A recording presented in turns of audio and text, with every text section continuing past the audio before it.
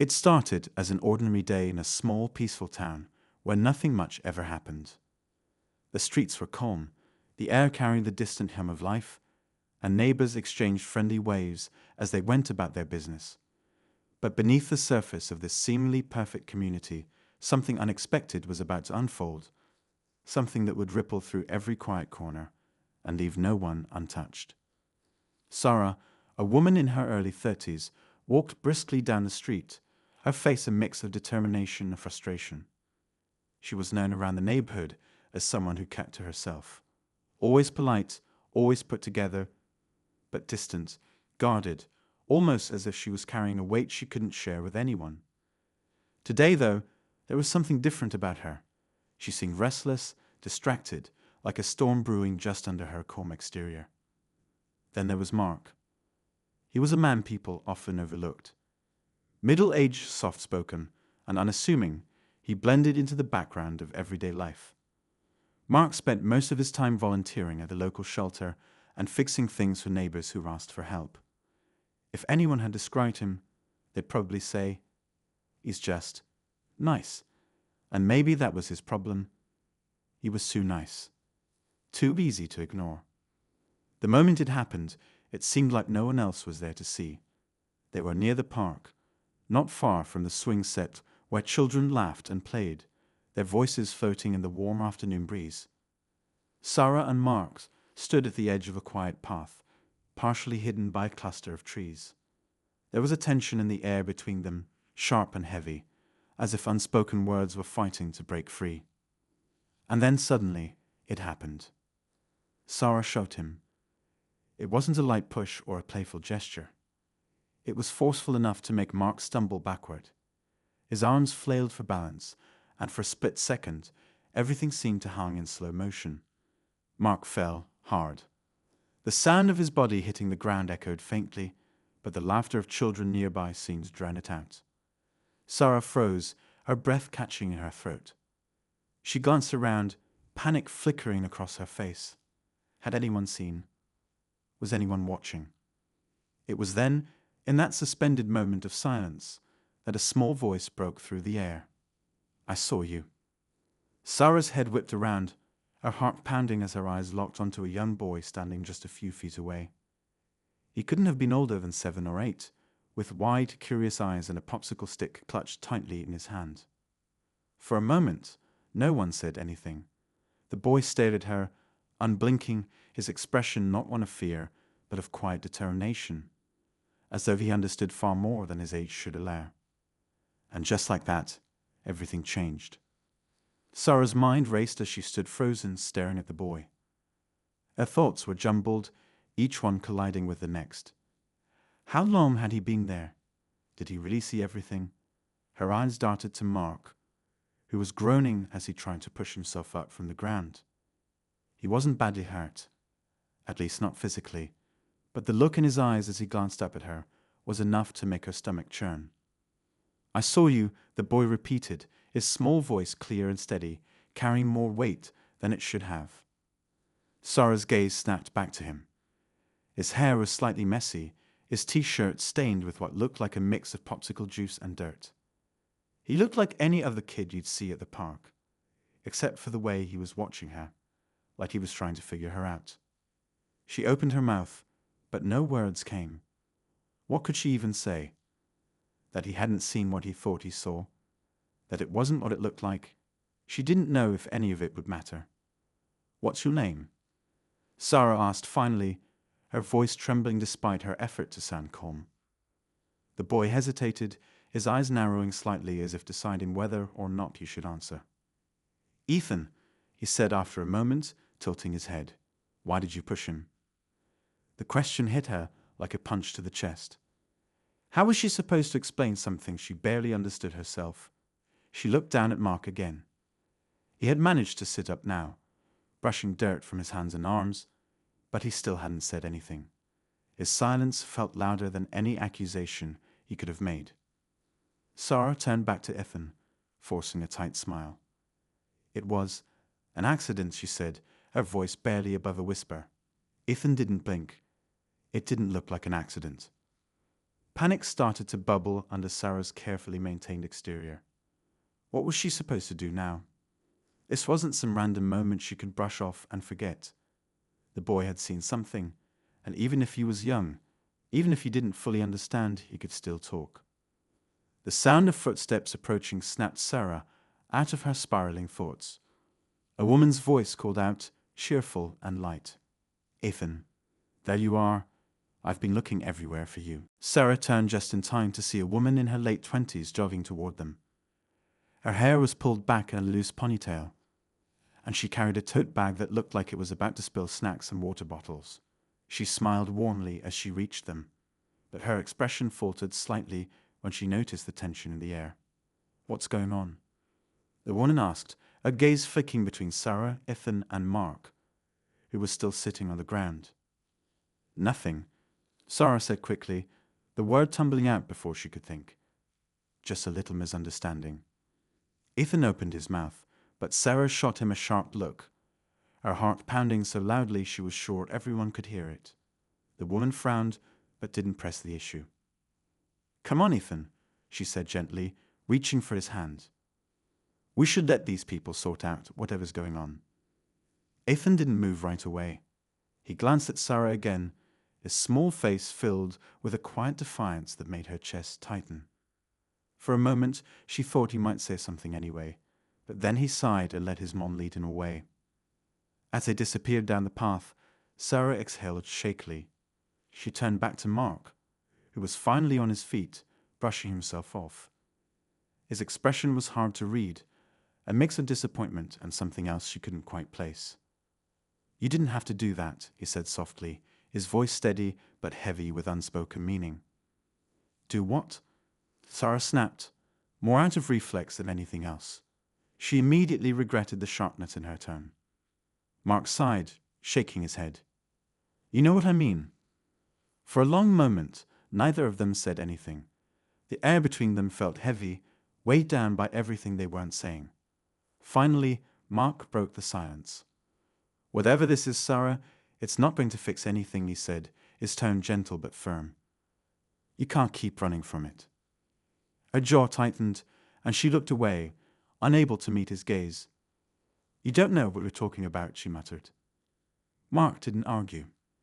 Instead, he simply nodded, his expression unreadable, and walked away without another word. As Sarah stood there, watching him disappear down the path, she felt a swirl of emotions she couldn't even begin to untangle. Anger, shame, fear, and something else, something darker that she couldn't quite name. She turned and started walking, her legs carrying her away from the park, without any real direction. Her mind was a whirlwind of thoughts, each one louder and more chaotic than the last. She thought about Ethan and his piercing gaze, about Mark's words, about the weight she'd been carrying for so long that it felt like a part of her. She didn't even notice where she was going until she'd found herself standing in front of her apartment building. Her fingers trembled as she fumbled with her keys, the events of the past hour replaying in her mind on an endless loop. Once inside, she locked the door behind her and leaned against it, closing her eyes and taking a deep breath. But no matter how hard she tried, she couldn't shake the feeling that everything was about to come crashing down. In the back of her mind, she couldn't stop thinking about Ethan. The way he had looked at her, so certain of what he'd seen. She had no idea what he would do or say, but she knew one thing for sure. This wasn't over. And deep down, she knew it never would be, unless she faced the truth. But that was the one thing Sarah wasn't ready to do. Not yet. Sarah sat in the dim light of her living room, her knees pulled to her chest on the worn-out sofa. The silence of the apartment was heavy, broken only by the occasional hum of the refrigerator in the kitchen. She couldn't stop replaying Ethan's words in her head. "I saw you." The phrase echoed, growing louder with every loop, as though the boy's voice had left an indelible mark on her consciousness. Her phone buzzed on the coffee table, startling her. She stared at it for a moment before picking it up, her heart sinking when she saw the name on the screen. It was Jessica, her closest friend. "Hey," Sarah answered, trying to keep her voice steady, though it came out strained. "Hey, are you okay?" You've been off the radar all day, Jessica said, her voice warm but laced with concern. I stopped by the park earlier and thought I saw you. You looked upset. What happened? Sarah hesitated, gripping the phone tighter. Jessica was the one person she usually confided in, but how could she explain this? How could she tell the best friend what she had done, what she was feeling, without unraveling completely? Nothing, Sarah said finally, forcing a laugh that sounded hollow even to her. Just a bad day. Work stuff. Jessica didn't sound convinced. Are you sure? You know you can tell me anything, right? I know, Sarah said, the guilt clawing at her chest. I'll be fine. I just need to rest. Jessica sighed but didn't push further. All right. Call me if you need to talk, okay? Okay, Sarah murmured, ending the call before Jessica could ask any more questions. As the phone screen went dark, Sarah leaned back, staring at the ceiling. She hated lying to Jessica, but she couldn't bring herself to say the words out loud. She couldn't admit what had happened, what she had done, because once she did, it would become real. The next morning, Sarah woke to a knot in her stomach that wouldn't go away.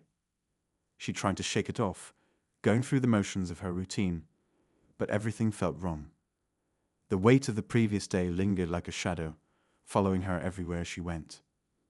By mid-afternoon, she couldn't take it anymore.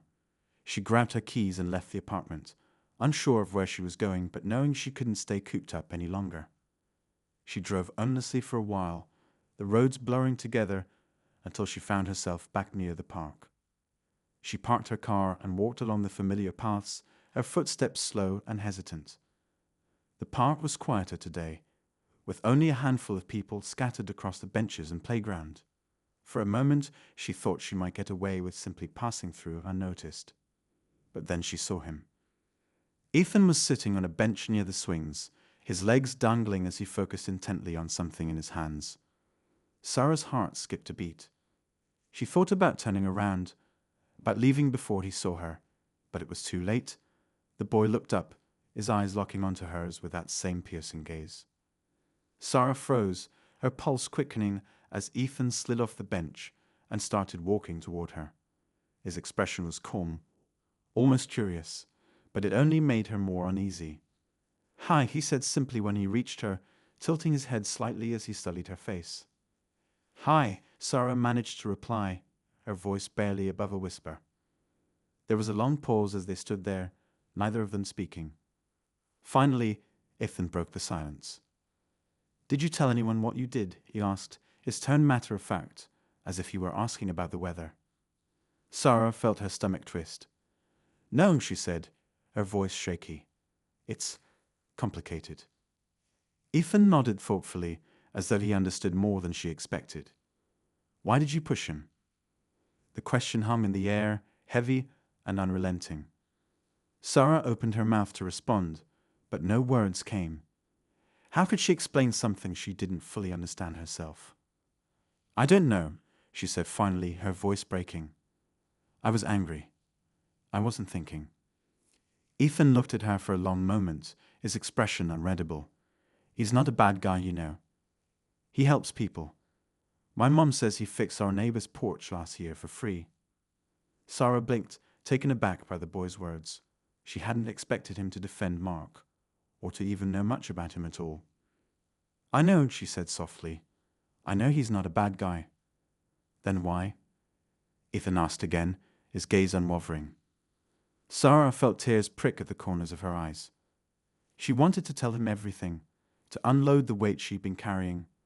But how could she confide in a child? How could she explain the years of pain, the bottled-up emotions, the mistakes she'd made that had led her to this moment? Before she could say anything, Ethan spoke again. "You can fix it, you know," he said, his voice quiet but firm. "You just have to try." Sarah stared at him, her chest tightening. His words were simple, almost naive, but they hit her harder than anything Mark had said the day before. "I don't know if I can," she whispered. Ethan shrugged, his small shoulders lifting slightly. "You won't know unless you try." With that, he turned and walked back to the bench, leaving Sarah standing there, her thoughts swirling. She watched as he sat down and picked up whatever he'd been working on before, a small paper airplane, now creased and worn from too many folds. As she walked away, her mind was a storm of emotions. Ethan's words had struck a chord, but they also left her feeling more uncertain than ever. Could she fix what she had broken?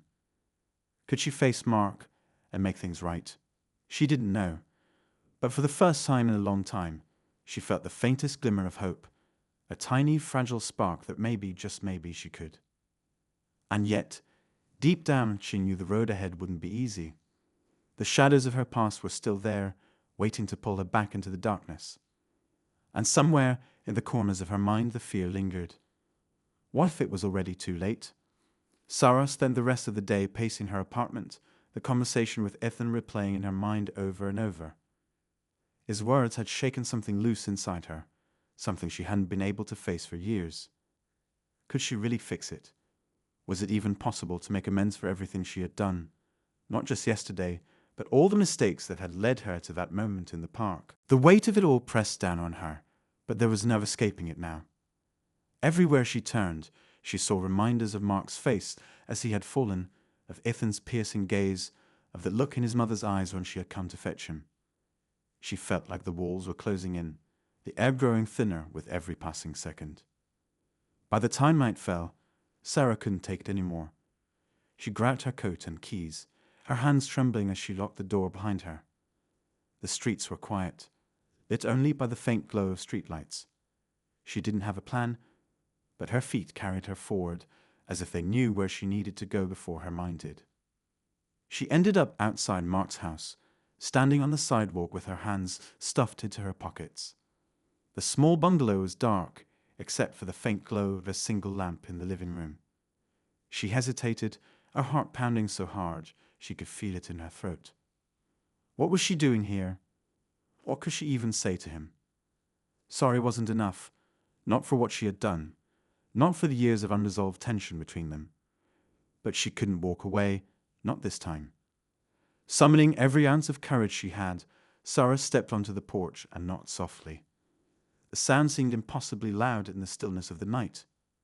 She waited, her breath catching as she heard footsteps approaching from inside. The door opened, and there he was. Mark stood in the doorway, his face shadowed but unmistakably wary.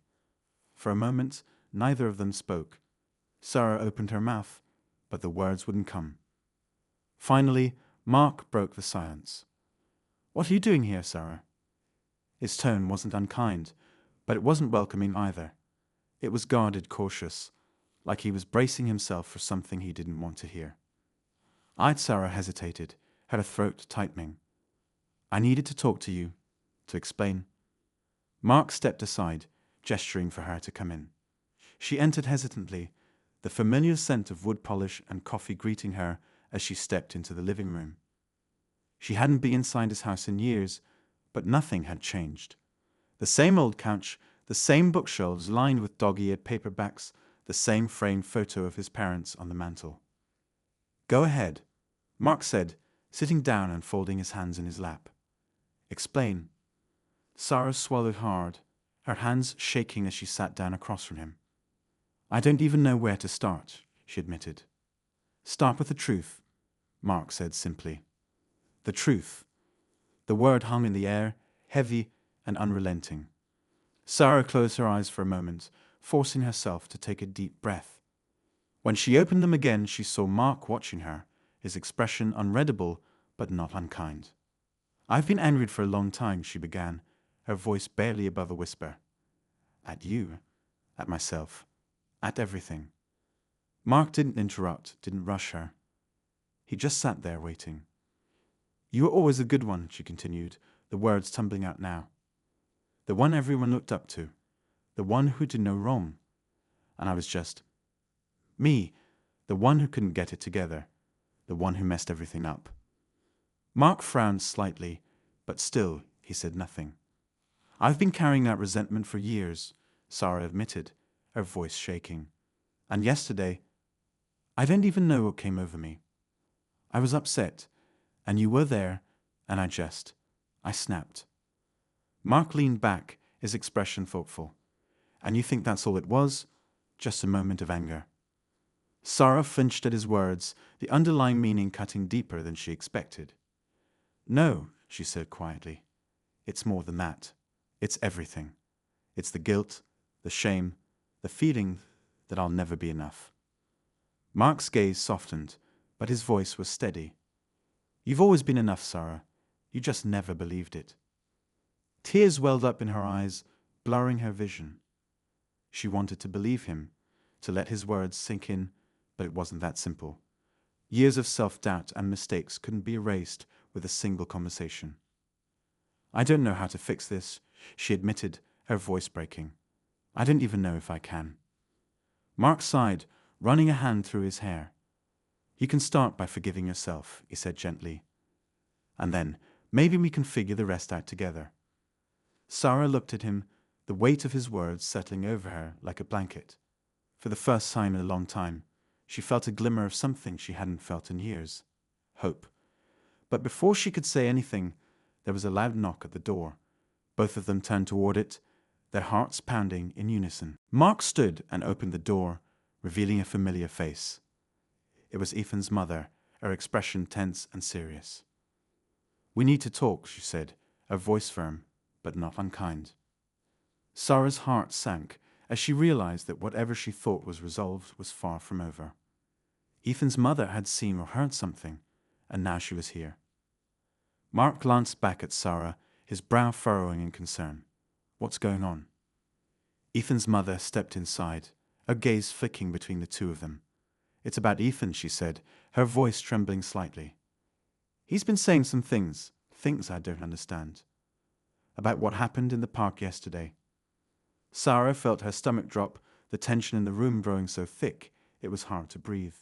She looked at Mark, then back at Ethan's mother, her mind racing. What did he say? Mark asked, his voice calm but firm. Ethan's mother hesitated, her eyes locking onto Sarah's. He said he saw something, she said slowly, something he can't stop thinking about. And now, he's asking questions I don't know how to answer. Sarah felt her heart pounding in her chest as the weight of the moment pressed down on her. The past she had tried so hard to hide was unraveling before her eyes, and there was no turning back now. Everything was about to come to a head, and Sarah knew that when it did, nothing would ever be the same again.